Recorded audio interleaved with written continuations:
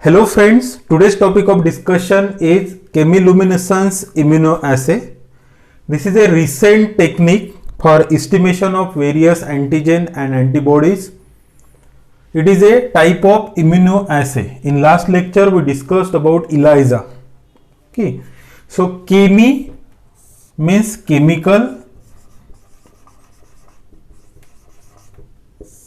luminescence means emission of light, spontaneous emission of light which is detected by a detector, and immuno means antigen antibody reaction which is utilized for detection of antigen and detection of various antibodies. The antigen can be hormones, it can be protein, it can be peptides, cytokines, interleukins, various antibodies against various virus infection, viral bacterial infections. So antibody against viral bacterial infections, and various analyte can be measured by this technique, chemiluminescence immunoassay. It is a ultra sensitive and ultra specific method for estimation of various analytes. Okay, so in this technique, with the use of antigen and antibody, we determine the concentration of various antigens and antibody. So this is a assay, immunoassay means as in ELISA there are various types, that is direct, indirect and sandwich. So this is a popular method, sandwich method. It is a popular method in chemiluminescence immunoassay. Okay, now we will discuss the chemiluminescence immunoassay. First we will discuss the principle with procedure. Okay, so it is very sensitive technique as compared to ELISA and radioimmunoassay, and has advantage over the ELISA and radioimmunoassay. What are the advantages of this CLIA, means chemiluminescence? The first one, it is very sensitive, means it is ultra sensitive, means detection limit in chemiluminescence immunoassay is up to attomole detection limit. Okay, it can detect up to 10 to the power minus 18 moles. So this is a detection limit for chemiluminescence immunoassay. Let's say this can detect this much amount of analytes. This is ultra sensitive. As antigen and antibodies they are involved, this technique is specific. Then easy for automation.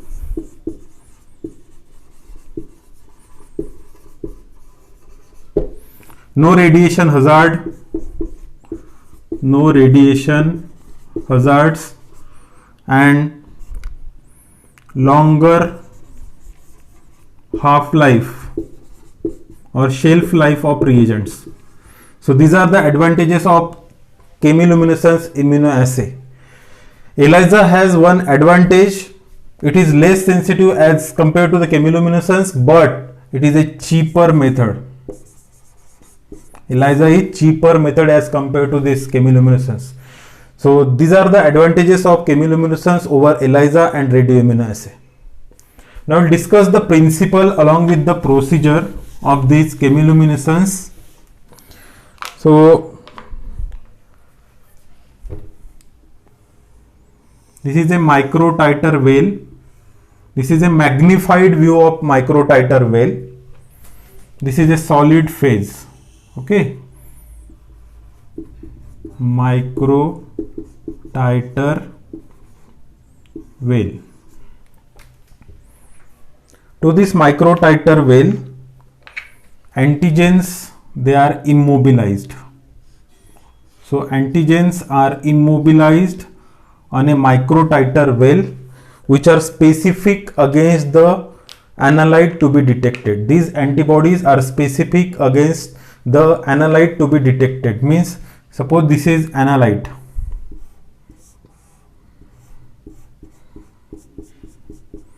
Suppose this is analyte, means this is antigen. Okay, so in second step we add sample. So these are the antibodies immobilized on a solid phase surface. Solid phase surface can be polyvinyl chloride or polystyrene. The antigens, then we add sample which contain antigen.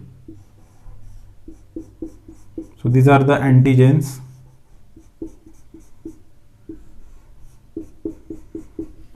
Means analyte whose concentration is to be measured. Okay, then we add in third step, add antibodies, conjugated antibodies. These are the antibodies biotin labeled. These are biotin labeled antibody. So antibodies are added. So this is a microtiter well. These are antibodies. These are the captured antibodies. Then this is antigen. Then we add antibodies against this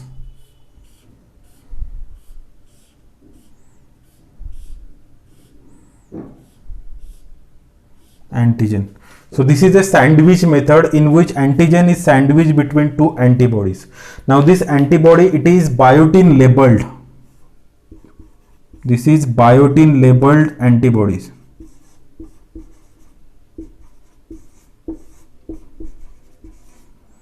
Here we utilizes biotin avidin chemistry. So this is biotin labeled antibodies. Now we add streptavidin, that is avidin enzyme complex or avidin HRP complex. Okay, now avidin is added. This is avidin molecule or streptavidin molecule which can attach with the biotin. So streptavidin with HRP, it is conjugated with HRP, that is horseradish peroxidase. Horseradish peroxidase, it is a catalyst. Okay, it is a enzyme, horseradish peroxidase. So this is HRP, red dot, it indicates HRP, and this is avidin. So this is biotin avidin chemistry. So this is avidin or streptavidin. Streptavidin. So streptavidin enzyme conjugate, it is added. So in each step there is washing, means excess of unbound antibodies, they will washed away. Okay, after this step there is wash. After this step there is wash. So antibodies are attached. After this antibody attachment, this to this biotin, streptavidin get attached, which is labeled with HRP. Now substrate is added here. This is the sandwich. The antigen is sandwiched between, this is antigen which is sandwiched between these two antibodies. This is captured antibodies, this is detection antibody. Okay, now this is HRP. Now substrate is added. Luminol is the substrate. If luminol is the substrate, this luminol with this HRP, it is converted into product. See, so by this HRP or by this with the help of various oxidants and catalyst, this luminol goes into excited state. This luminol goes into excited state, and when it returns to a ground state, there is emission of photons. There is emission of photons which is detected by a photomultiplier tube which is present in luminometer. Which is detected by photomultiplier tube which is present in luminometer. Luminometer. Okay, we'll discuss about luminometer. So these are the steps. These are the microtidal wells composed of polyvinyl chloride or polystyrene. coated with antibody specific to this antigen. Now antigens are added in the form of sample, in the form of standard, in the form of controls. So antigens are added whose concentration is to be determined is added. Now antibody labeled with biotin, these are added. Now this antigen, it is sandwiched between two antibodies, that's why it is known as sandwich immunoassay. Now avidin enzyme complex is added. This is streptavidin, means avidin. It is conjugated with HRP, that is horseradish peroxidase, which is a catalyst or enzyme, and this catalyst causes the conversion of this luminol into excited state, and when it returns to ground state there is emission of photons of particular wavelength, and these photons, they are detected by photomultiplier tube which is present in luminometer. And the concentration of this analyte, means this light energy which is trapped here, it is directly proportional to concentration of analyte. Got it? So this is principle of chemiluminescence immunoassay. There are various substrates which can be used in this immunoassay. There are various substrates or various chemicals that can be used in this immunoassay.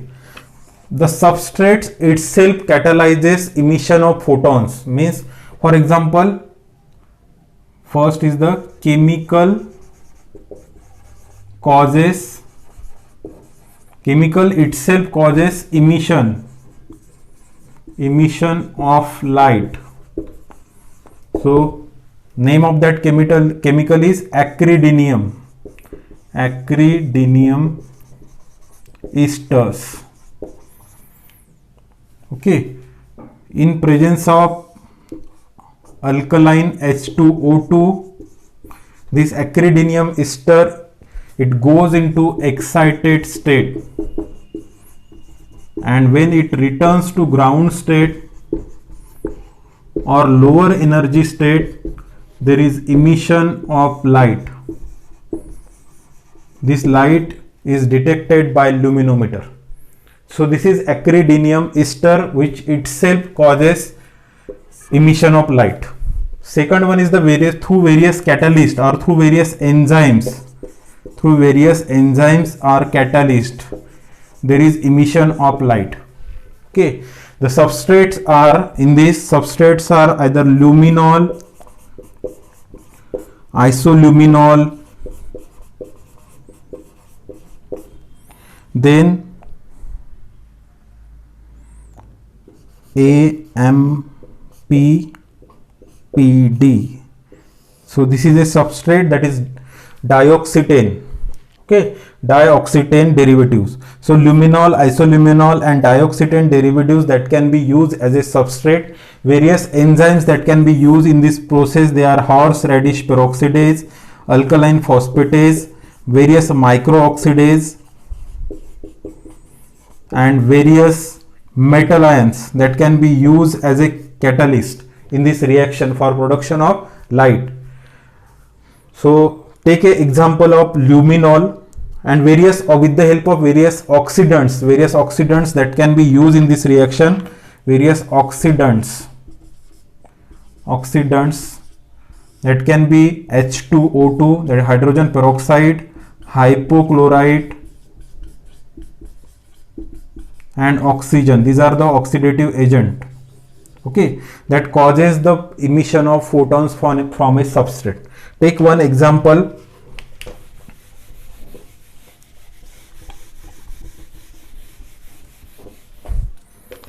For example, luminol.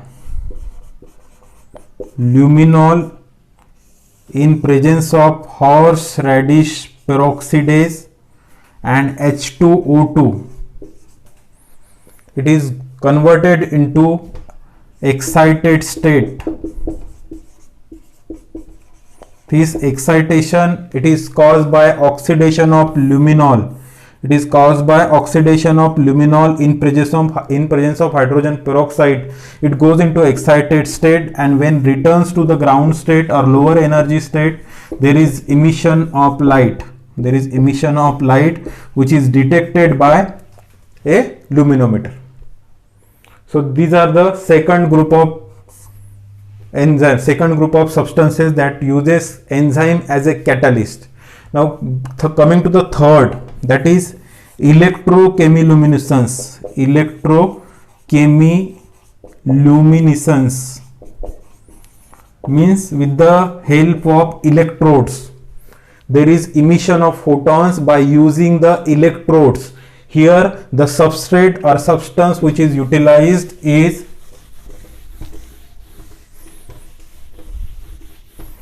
in electrochemiluminescence, substance utilized is ruthenium tris bipyridine. This is a substance or chemical which is utilized in electrochemiluminescence. With the help of electrodes there is emission of photons. Ruthenium tris bipyridine. It is written as ruthenium bipyridine plus. Okay, so ruthenium tris bipyridine, it is converted into ruthenium 2 plus, and which is converted into ruthenium B1 plus. Okay, during this state, from excited to ground state, when it returns, there is emission of photons. So this is emission of light. It is through electrodes. This is through electrodes. These microparticles, they are on the surface of electrodes. Microparticles, they are adsorbed on the surface of electrodes, and when voltage is passed through these electrodes, there is excitation occurs, and when it returns, there is emission of light energy which is detected with the help of luminometer. That is known as electrochemiluminescence, and it has advantage. It is more sensitive than the chemiluminescence with zeptomole detection limit, means 10 to the power minus 21 moles detection limit. Electrochemiluminescence, through a generation of voltage through a electrode, there is emission of light, and which is detected with the help of luminometer. So in this chemiluminescence there are various chemicals they are used. Name of the chemicals are luminol, isoluminol, acridinium esters, dioxetane, then ruthenium tris bipyridine. These are the various chemicals that are used in this process. Okay, then there is use of various enzymes or catalyst and various oxidants. Various enzymes means horseradish peroxidase, it is utilized. Then alkaline phosphatase mainly it is utilized. Okay, various metal ions that are utilized in this reaction. Okay, and various oxidants means hydrogen peroxides, oxygen, hypochlorite. These are the various oxidants that can be utilized in this reaction for the generation of light energy, and which is detected by luminometer. Now what is the luminometer? Luminometer is a instrument which detects the light energy. Okay, so luminometer,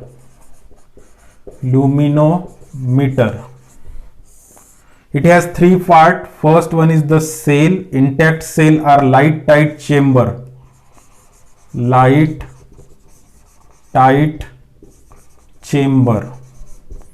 which holds the solution.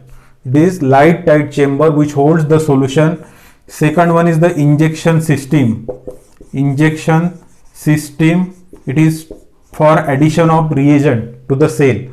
Okay, and third one is the detector, which is composed of photomultiplier tube.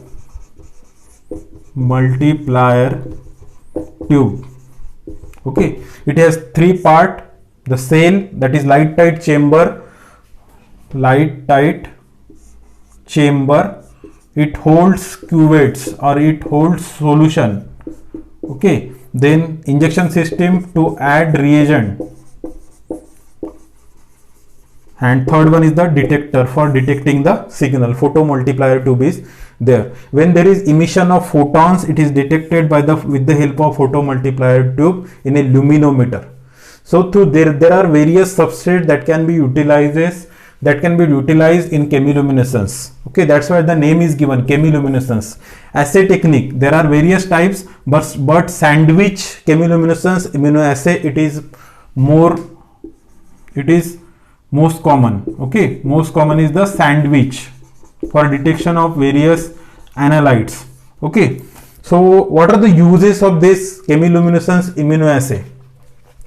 So it is used for detection of peptide, protein, hormones, drugs, vitamins, etc.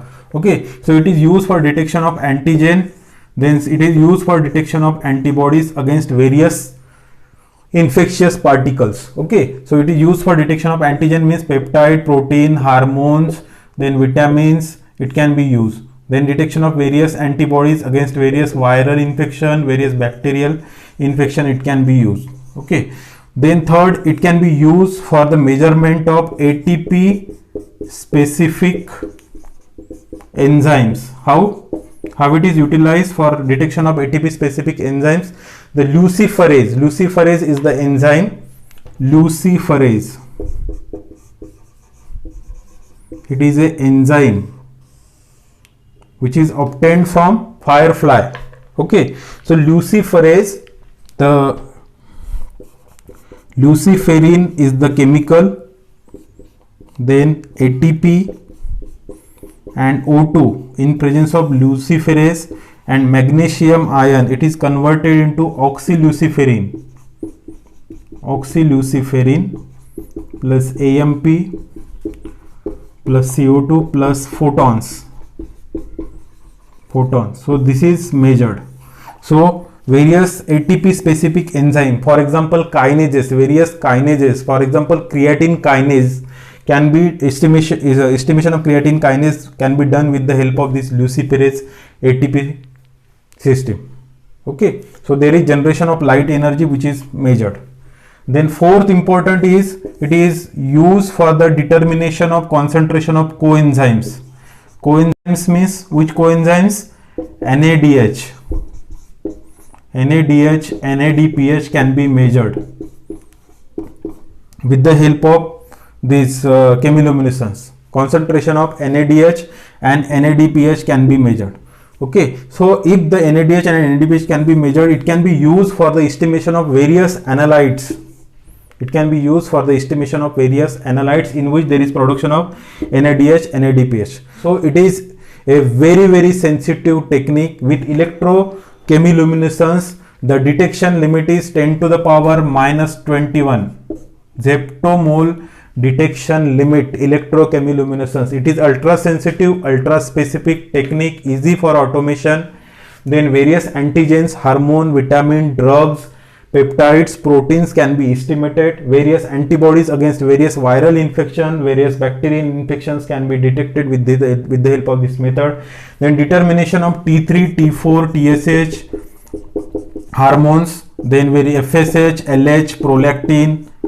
This profile can be done with the help of this chemiluminescence. ATP specific enzymes can be determined, and determination of NADH reducing equivalents can be determined with this method. So this is a very important technique for the estimation of various analyte through antigen antibody reaction. Immunoassay means antigen antibody reaction. So this is all about chemiluminescence immunoassay. Keep watching. Thank you.